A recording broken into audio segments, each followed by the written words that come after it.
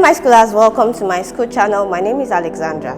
So in this video lesson, we'll be looking at the intricacies of sentence structure, where we'll be looking at the elements of sentence structure, that is the parts that make up a sentence.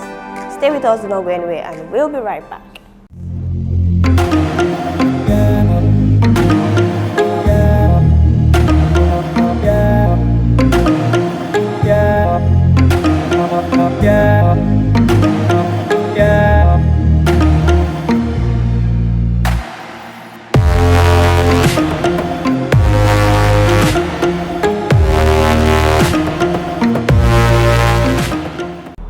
Welcome back to my school channel. So right now we'll begin the lesson. The topic for today's lesson is elements of sentence structure, and I have outlined 4 objectives for today's lesson. So the first objective is the elements of sentence structure itself.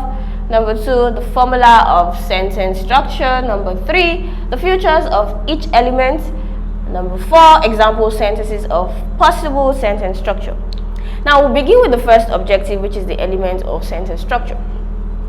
Now, traditionally, sentence is divided into 2. A sentence can be divided into 2. So we have the subject and predicates.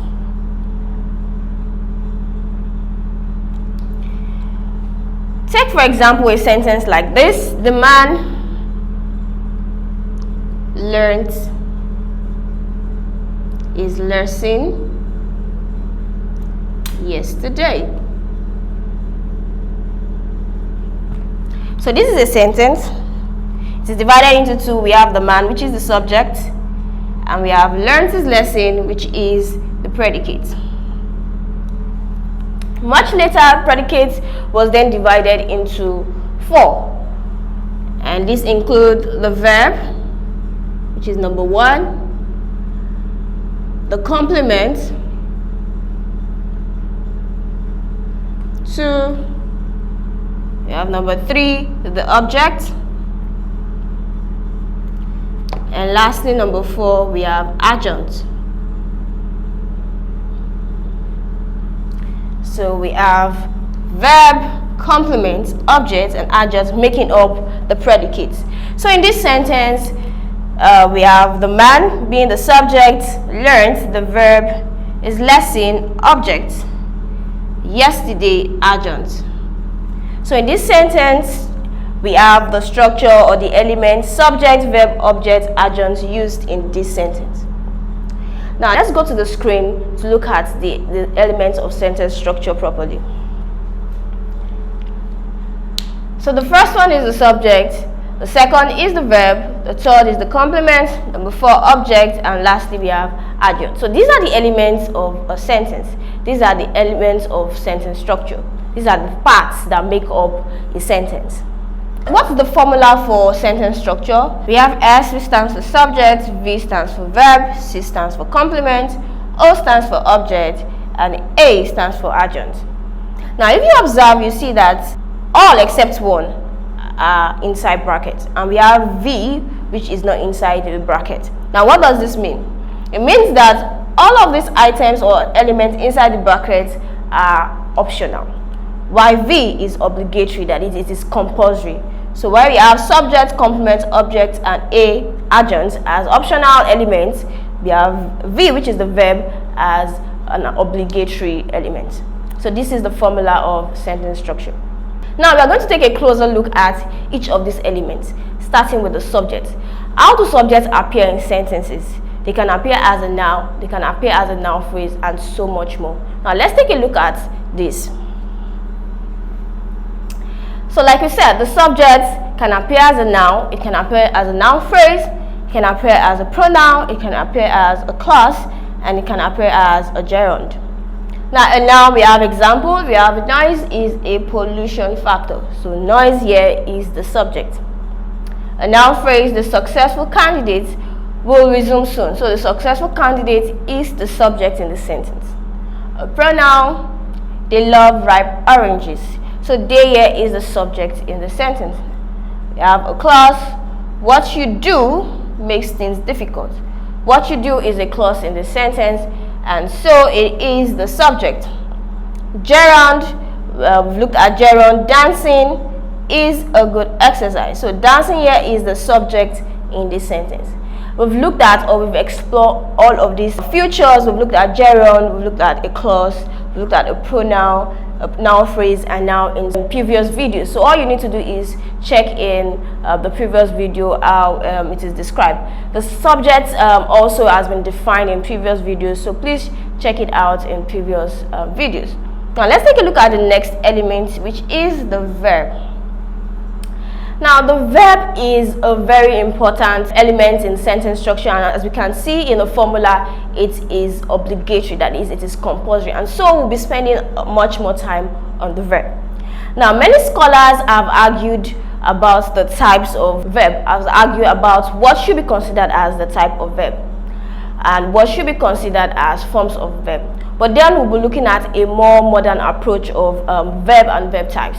Now we know that verb is an action word, and the most recent types of verb that has been considered by many scholars and linguists is the lexical verb and auxiliary verb.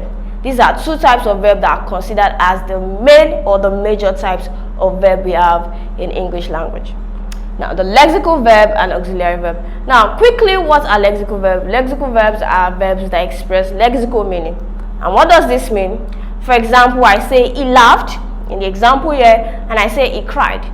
The difference between laughed and cried is that it is lexical. What does this mean? It represents different activity, it represents different meaning. When you think of someone that cries, you see the person flooded with tears, and when you see someone that laughs, the facial expression changes. Okay, so these are various activities that express lexical meaning. So when we talk about lexical meaning, it is the sense of a word. It's the different interpretation of a word, the different activity of a word, and that is a lexical verb. Now you can see in the example, he laughed. Laughed here is a lexical verb because it represents a particular activity. He danced. When you say someone danced, it represents a particular activity, which is the movement of the body.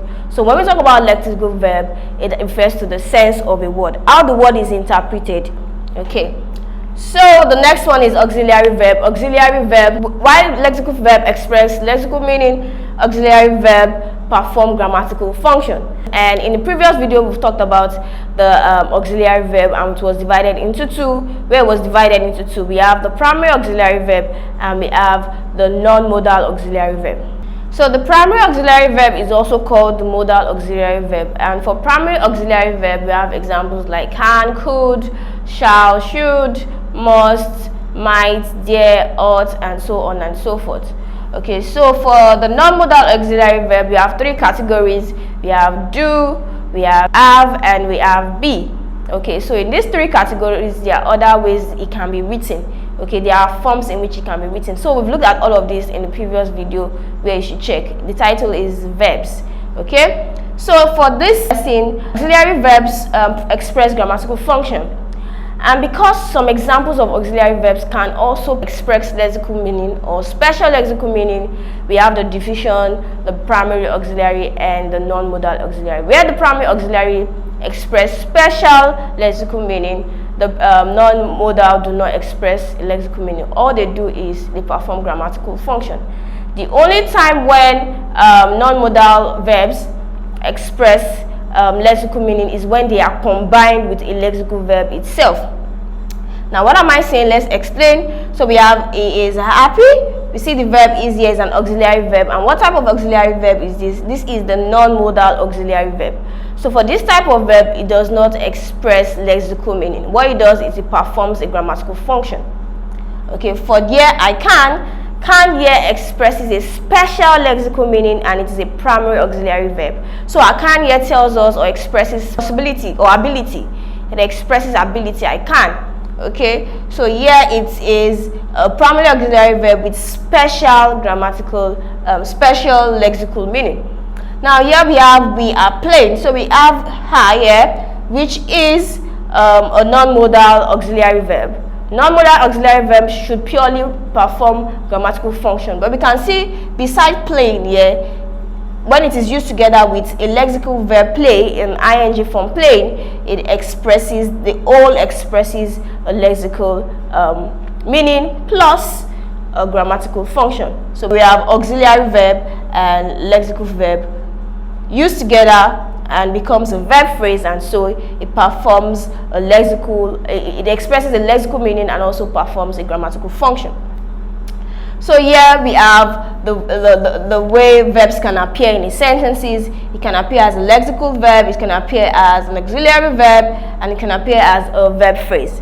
Meanwhile, all of these in sentences can be regarded as main verbs. So scholars have argued that we don't have main verbs only in the category of lexical verbs or action verbs. We can have main verbs also in auxiliary verbs, in sentences that uses only auxiliary verbs, such as he is happy. This is the only verb here in this sentence, and so in this sentence is the main verb. Here can is the only verb in this sentence, and so it is the main verb in this sentence. We are playing. A playing is the verb phrase used in this sentence, so it is the main verb in this sentence. Now, there are various forms in which verbs can also appear in sentences, and we'll be looking at more of that. There are so many of them, and we will touch them as much as we can. But before we do that, I've created a special package, a special video that will entail all of these objectives. All you need to do is you click on the link in the description below. It takes you to the My School website. There you'll be required to subscribe. Please go ahead and subscribe so you can enjoy the rest of today's lesson. Thank you for joining us. Do not forget to hit the like button, click on the subscribe button, and lastly tap on the bell notification to get informed as soon as we release the next videos.